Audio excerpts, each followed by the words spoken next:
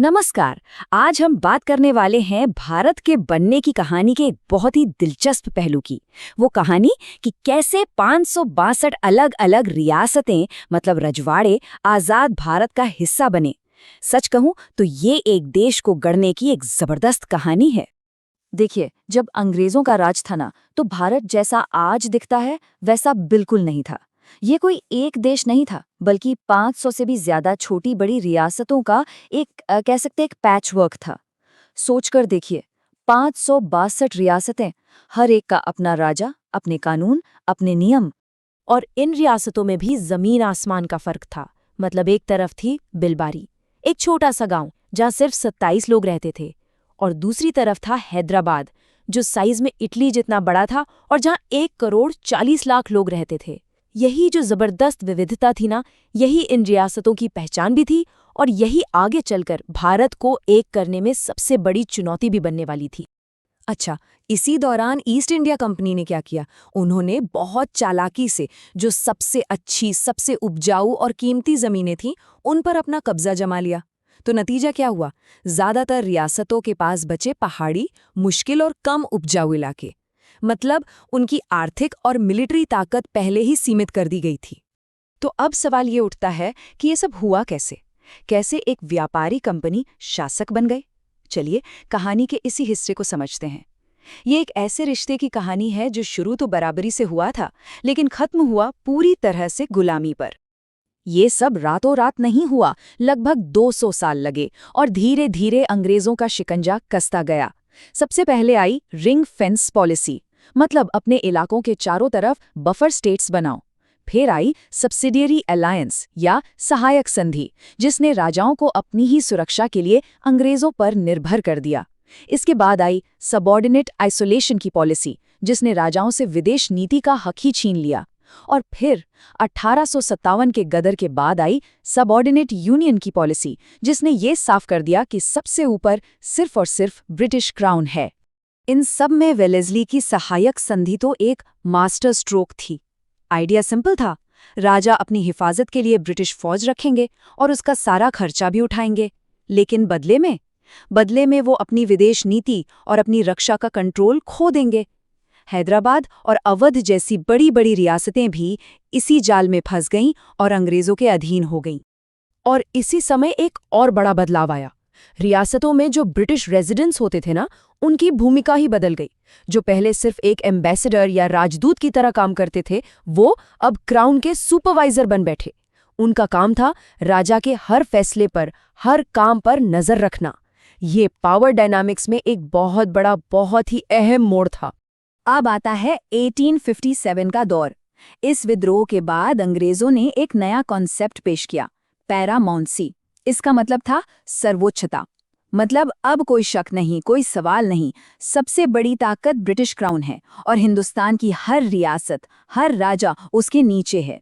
और मजे की बात यह है कि इस पैरामाउंसी को कभी ठीक से डिफाइन ही नहीं किया गया। बटलर कमिटी ने तो इसे एक कई सिरों वाला दैत्य कहा था। इसे जानबूझकर धुंधला रखा गया ताकि अंग्रेज इसे जब चाहें, जैसे चाहें, अपने फायदे के लिए इस्तेमाल कर सकें। ये एक ऐसा हथियार था जिसकी कोई तय सीमा ही नहीं थी। तो सवाल ये है कि असल में इसका मतलब क्या था? सीधा सा मतलब था, ब्रिटिश क्राउन को ये हक था कि वो किसी भी रियासत के किसी भी मामले में दखल दे सके।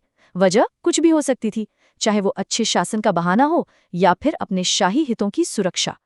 और ये सिर्फ कागज पर नहीं था, असल में भी यही होता था। कौन राजा बनेगा, ये क्राउन तय करता था। राजा की गद्दी उसका हक नहीं, बल्कि क्राउन से मिला एक तोहफा मानी जाती थी। लड़ाई करनी है या सुलह, ये भी क्राउन ही तय करता था। मतलब पूरा कंट्रोल उनके हाथ में। और फिर जब क्वीन विक्टोरिया ने कैसरे हिंद का टाइटल लिया, तब तो बराबरी का जो छोटा मोटा नाटक था वो भी खत्म हो गया। लेकिन फिर वक्त बदला। ब्रिटिश साम्राज्य का सूरज डूबने लगा, और जैसे ही आज़ादी की सुबह होने वाली थी, एक बहुत बड़ा सवाल खड़ा हो गया। इन 562 रियासतों का क्या होगा? ये कहाँ जाएंगी? इनका भविष्य क्या होगा? आज़ादी की खबर आते ही कई रियासतों ने अपने पत्ते खेलने शुरू कर दिए।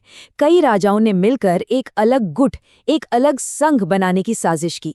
उनका सपना था कि वो भारत और पाकिस्तान के अलावा एक तीसरी ताकत बनकर उभरे, एक इंडिपेंडेंट देश। लेकिन अंग्रेजों ने अपना स्टैंड बिल्कुल साफ कर दिया। उन्होंने कहा कि पैरामाउंसी तो खत्म हो रही है और वो इसे ना तो भारत को देंगे न पाकिस्तान को।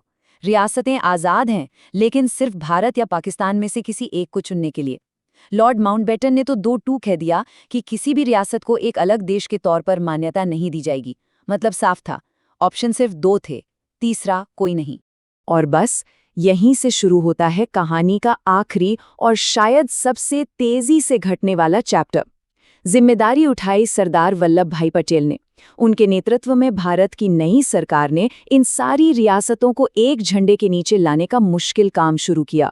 शुरुआत में सरदार पटेल ने बातचीत का रास्ता अपनाया। उन्होंने राजा महाराजाओं के देशभक्ति को आवाज दी और उनसे कहा कि वो सिर्फ 3 चीजें भारत को सौंपते: डिफेंस, कम्युनिकेशंस और फॉरेन अफेयर्स। और देखिए, मजे की बात यह है कि ये वही 3 चीजें थीं जिन पर अंग्रेजों के राज में भी उनका कोई कंट्रोल नहीं था। लेकिन ज्यादातर रियासतें तो मान गईं, पर 3 का मामला अटक गया। पहला, जूनागढ़। वहां के नवाब पाकिस्तान जाना चाहते थे, लेकिन आबादी भारत के साथ थी, तो वहां जनमत संग्रह मतलब पब्लिक वोटिंग से फैसला हुआ। दूसरा, हैदराबाद। वहां के निजाम तो आजाद देश का सपना देख रहे थे, वहां पुलिस एक्शन के जरिए भारतीय सेना को दखल देना पड़ा। और तीसरा, कश्मीर। वहां जब पाकिस्तानी कबायलियों ने हमला कर दिया तो महाराजा ने भारत के साथ विलय के कागजात पर दस्तखत किए। इसके बाद जो बची खुची सैकड़ों रियासतें थीं, उन्हें भी भारत में पूरी तरह से मिला लिया गया।